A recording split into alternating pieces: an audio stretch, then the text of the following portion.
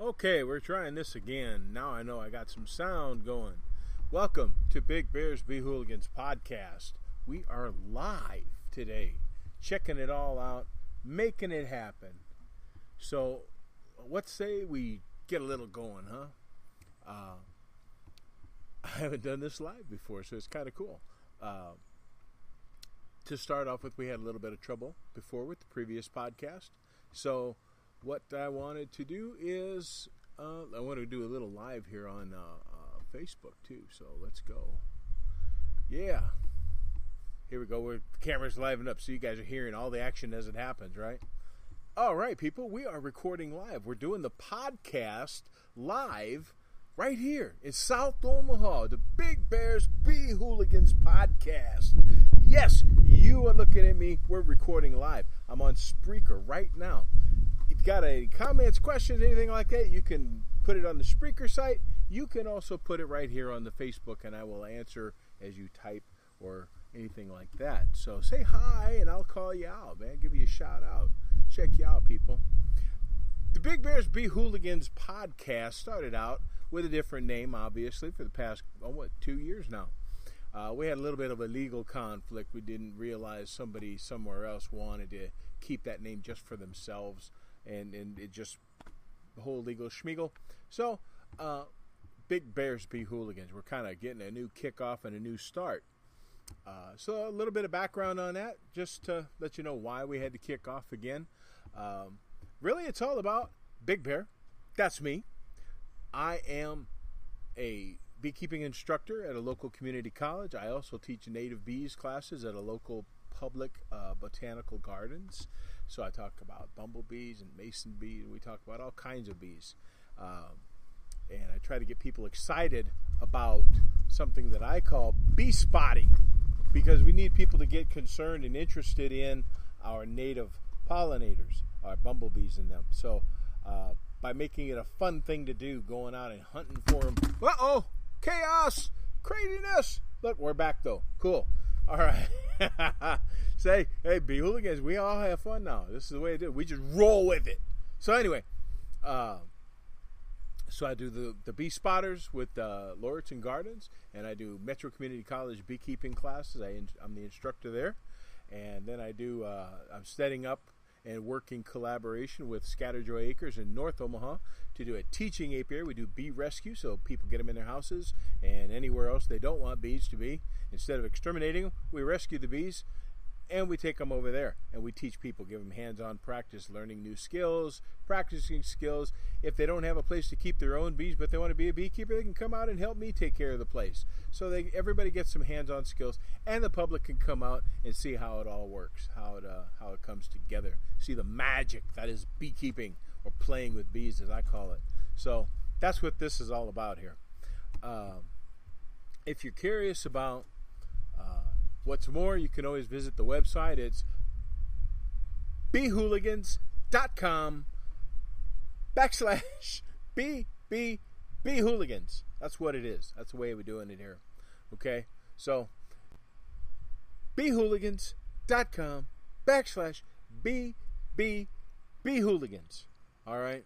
Check the website out. We got the archives. We got everything out there. We've got we're getting back and posting all of the games, the crosswords, and educational things like that, informational stuff. I'm putting all kinds of stuff on there. So I'm also looking for people to be guest bloggers. So if you, especially my new bee spotters, or if you're into bee spotting at all and you want to share your bee spotting adventures and post the pictures that you take of where you see native bees and the circumstances under which you found them, and just share a little story about you going out and seeing new bees, I would love to have you as a guest blogger on there. Share those kinds of things, help everybody get a better idea of how, when, how many, where our native bees are, and how many there are, and all of that. So we can kind of have a little fun with that. So let me know if you want to be a guest blogger on the beehooligans.com website. Would love to have you there. We're going to do some other stuff too. We got some cool downloads that we're putting up there. And of course, a lot of this we're adding video segments like this live component here. So we're going to do stuff live, and not just here. This is the South Omaha home-based location, but it's not always going to be here. We're going to do it live at the teaching apiary, and we're going to do it live at some presentations. So we're going to be on site, hopefully, for doing some of these. And we want to do them live and get people to be able to text in. I've got it's set up, so I have to figure out how to do it. It says to be the first to send a message, but I'm not sure how to do it in here. Maybe there it is. All right. So I'm typing in here now. So you got to go to Spreaker.com. Spreaker.com. And it's actually Spreaker.com/Beehooligans. And you look for the Beehooligan podcast, and you'll see me going live right now. Spreaker.com. Look for the Beehooligans podcast, and you'll see the word live streaming. And you could type right in there. And I'm going to type, "Hello, world." Bang! Just like that. Now there's a post on there. You can see it. Now we're actually officially making this all happen. So I don't have any viewers right now, but I don't expect people to. Not a lot of people come by yet. We're kind of getting a fresh start, so not people are used to stopping by to see, and I don't have a regular time and date for this yet, so we're working on all of this stuff, but we're having fun while we do it. That, my friends, is the essence of a Beehooligan. You have to have fun. You have to love what you do. You got to love being and playing with bees and doing things and meeting your goals and objectives, and don't care about what the rest of the world's got to say about it. You know, you could take advice and read and learn and get all kinds of information, but when push comes to shove, you got to do it because it's what you're looking for. You have to do it because it's what you want to do. It's meeting your goals, your objectives. You're having fun. It's got to be a way that you enjoy it. That's what Beehooliganism really is. Beehooliganism is what I teach. I teach people to be successful according to what their bees need, what their goals are, and have fun doing it. If you can't have fun doing it, it just ain't worth doing. So that's what this is all about. Okay, we want to have a little back and forth. So we won't always do the live video like we're doing right now. We got live video going on our Beehooligans Facebook page, but we won't always do that. We're just doing that special for this first episode. And because I want people to be able to watch this video later and say, hey, I can get on there and go to the Spreaker website, Spreaker.com, look for the Beehooligans podcast when he's got it up, and I can type questions right at him, and he'll hopefully answer them if we figure this out. I'll try to get a link straight to it and post it here when I can, but you can always go there. And today, log in, see what's going on, and you can see me in action right here in Casa de South Omaha in the great overtaxed state of Nebraska. We're all live, all about bees right now, bee action.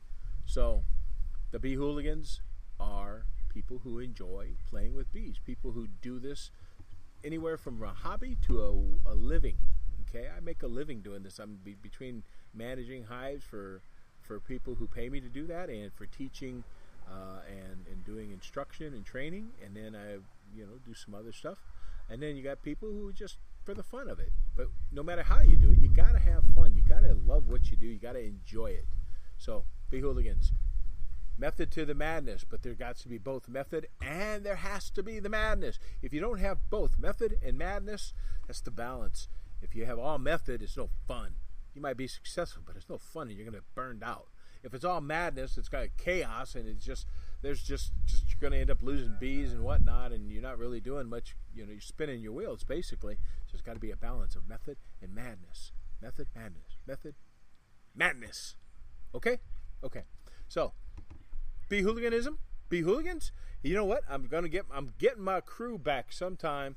Right now, it's a really busy time of year for my boys, JP the Bee Man and Shawi down in Louisiana. Those guys are just knee-deep in bees and bee removals, so I haven't been able to get a hold of them to set solid times to get them back up here, but the guys know I've been in touch with them. They know we're going to work on getting them back on here. We might just get together a few times and record like a bunch of podcasts all at once, and we'll have those in reserve, and we'll split them up in between the live ones. So maybe we'll do something like that, but we're going to have the Beehooligans, the original Beehooligan crew, back, and we got Yappy over in Alabama, and we had what, 4 or 5 others, Anthony G. We had a bunch of them. Okay, we're gonna get them all back eventually, one at a time, a few at a time. We're gonna hear from them. We're gonna have them back here They are my original Beehooligan crew, and they'll always be a part of this Beehooligan thing, because they do what they need to do, and they have fun doing it. You can see that these guys love what they do. These folks are passionate, and they're a little bit off kilter up here. But you got to be beekeepers. You got to be a little bit off right there. It's all right though. So check this out. In the midst of working on putting up we're still working on getting the fence up at the apiary, because volunteers. I love when people volunteer. Volunteering is great. People say, "Hey, let's help with I want to help with the teaching apiary, and I can come up there and I can practice and I can see and this and that." And I love when people say they want to volunteer, and I say, "Okay, we're going to have this. We're going to put up the fence, because the horses. There's horses at Scatterjoy Acres. There's horses up there, and the horses like to lean on things. Horses lean a lot. They scratch themselves on posts and stuff. And if they lean on the beehives, it's just disaster. So we can't have that. So we're putting up a little fence around the apiary so that the horses kind of stay out of there. And trying to get this fence up so we can put the hives in. I've got some hives. I got ready to go, but I got a colony ready to pop up there like right now, like weeks ago. But I can't get it up there without the fence. So I'm like, okay, guys, we're going to put the fence up. And the volunteers are like, yeah, we're going to be there. And then I get there, and it's just me and crickets. And I'm not too bad. I'm not too shabby, but between getting all the materials, and I had to go pick all them up and round them up, and then trying to get them all installed, we still haven't got the fence up yet. So people don't show up. They got a good heart. They mean well, but then they get busy. They got lives, and they don't make it.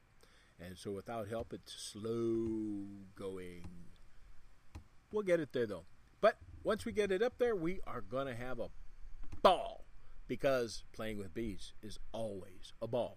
Always a ball. Never fails. Even if you're laughing at somebody else, it's always a ball. You cannot not have fun beekeeping unless maybe you're getting stung a lot. But then you'll still laugh about it later. So one way or another, there's laughter happening in your heart or at a later point in time. Laughing at yourself, laughing at other people. Having fun, sharing the experience. You know what I'm saying? That's part of it all. So once I get some more volunteers, we had some volunteers up here. If you saw on the Facebook page and on Instagram and everywhere, I put it all over the place, and in the website that we had some volunteers show up to help out at Scatterjoy Acres, and they got the wonderful task of coming to help me, and we started getting the fence up finally. We got about I'd say about a third of it, maybe between a fourth and a third of the fence put up, so that's a good start. I like having help, and they were great helpers. They came all the way from DeWitt, Iowa.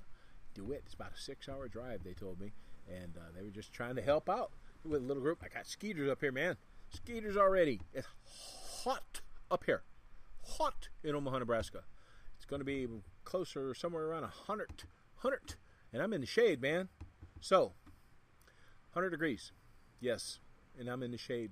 So it's not so bad. Occasionally a little breeze